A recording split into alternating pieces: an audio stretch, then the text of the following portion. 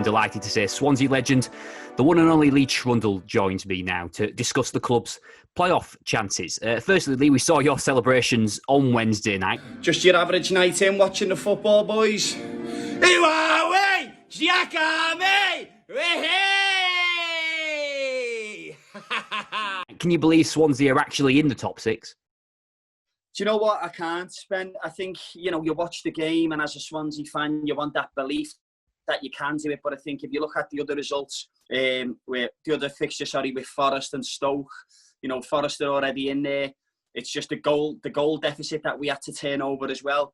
Even though you want to believe, you still think that you haven't got much of a chance. But then when you're watching the game unfold and you see how the boys were doing, and then you're looking at the Forest results as well, soon as when we scored that last goal, it was unbelievable. And I was bouncing around the living room I was still bouncing around the living room when Forest scored the other own goal. So that set me off again. But brilliant scenes as well. I think for what Steve Cooper's done this season with what he's had at his disposal, what he's had to do with bringing the loan players in. We haven't been able to spend a lot of money bringing players in. So, full credit deserved to him, and he's done an excellent job. Yeah, we'll get more into Steve Cooper shortly, but getting back onto that final day, have you ever known a regular season end like that? I know the Championship is renowned for being unpredictable, but that was something else, as you say. Oh, it was unbelievable. And I think for us Swansea fans, you look at Man City, QPR, that last game of the season.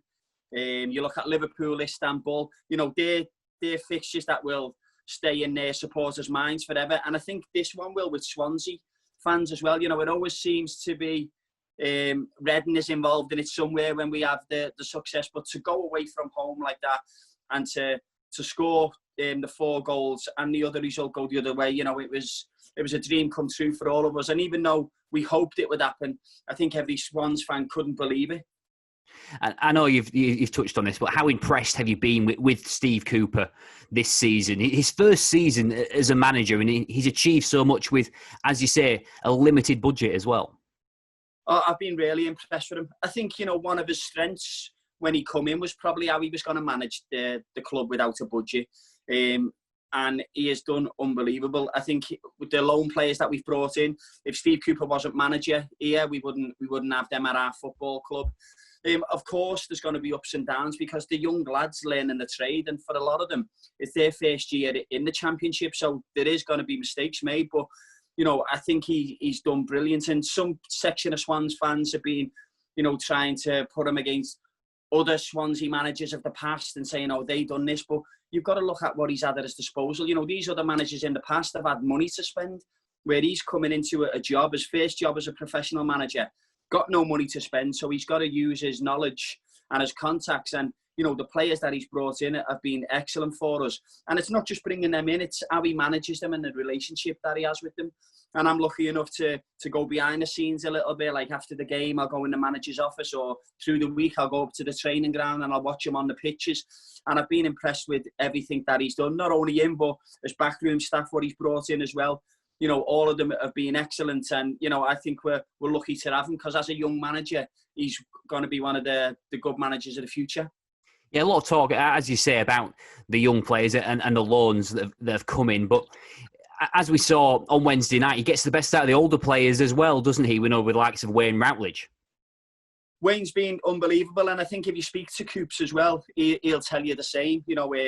Wayne is a player that has been brilliant in the dressing room, and he hasn't always been involved in the squad. Sometimes he's been on the bench or left out altogether, but he comes in and he passes his knowledge on to these younger lads. He's been in the game so long and played at the top level. He's someone who the young lads can go to for advice, and he's someone that Coop speaks closely to as well. You need that link in the dressing room, and I think Wayne has been that with Coops, and I think that's the sign of a good manager, when you can tap into your older players as well and not see anyone as a threat, but see them as someone who you can use to enhance your squad, and that's a good quality that Coops has got. He'll ask people their advice, he'll take it on board. Obviously, he'll go and do what he feels is right, because he's the man in charge. But everything he's done this season, I've been impressed with. Brewster, one of those young players on loan from Liverpool, scored 10 goals since January. How impressed have you been with him, and what sort of threat will he be to Brentford? I think he's one of them players where you don't know how to mark him, and he can just pop up with a bit of brilliance. Even if he's been out of the game and probably hasn't touched the ball for 10 or 15 minutes, it can suddenly drop to him and he'll give you something out of the ordinary. I think you've seen him in and around the box and the goals that he scored, and how he reacts to second balls dropping down. But then you see the other side of him and his goal the other night where he's hit it from probably 35 yards. And then you take into his dead ball situations as well and his free kicks. So, he's come into the squad. He's settled in really well. And I think Coops has been a massive part of that. He's come in with a manager who knows that, wants him to be there, who trusts him to go out there and score goals. And I believe that, he's flourishing under that. Would you be proud of some of the goals that he's scored? That, like you say, that was an incredible goal he scored against Reading. No, definitely. That one the other night was unbelievable, and the one against Forest away, where it's sort of a snapshot where it's being pulled back to him, where they're very hard to keep them under control. But he's caught it with his wrong foot as well and fired it into the top corner. So as I say, the things that I've seen from him in and around that box and his finishing has been brilliant. And even when he's not scoring a goal, if he gets in on goal, he tends to hit the target probably 9 times out of 10. And as a striker, that's something what you need to do if you're going to be scoring goals. Yes, another team, though, with an impressive forward line is obviously your opponents in Brentford. We've seen how impressive they can be since the restart, but after they ended the season with 2 defeats, is there now nothing to fear for Swansea as well? Obviously, Swansea have had a good restart themselves. Yeah, I wouldn't say nothing to fear, because if I'm honest, I think Brentford are the best footballing side that have been in the Championship, although they haven't been promoted. When I've watched them and when I've seen them at the Liberty, for me, they're probably my favourite team out of all of them, because they are a little bit like the Swansea of old, where they get the ball down, they play nice football, they attack well. They've got some great individual players as well who, Ben Rama, who can just create something out of nothing. So probably they were the team that I didn't want to meet out of any of them. But then you flip it to the other side and, on the last game, they've just missed out of automatic promotion, getting beat by a team in the relegation zone. And I think sometimes teams can have that little bit of a hangover, where when you've done it like Swansea and you've just managed to creep in, you're coming with momentum, you're coming with confidence. So I think it'll make for a good game. It'll be a good game of football.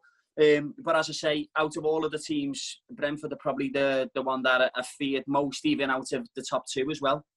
Yeah, we saw maybe a similar situation, as you mentioned there, with Leeds and Derby last season. Obviously, Leeds limped through to the playoffs and Derby took advantage. But in a way, is the pressure on Brentford more as well, seeing as they have been up there all this season?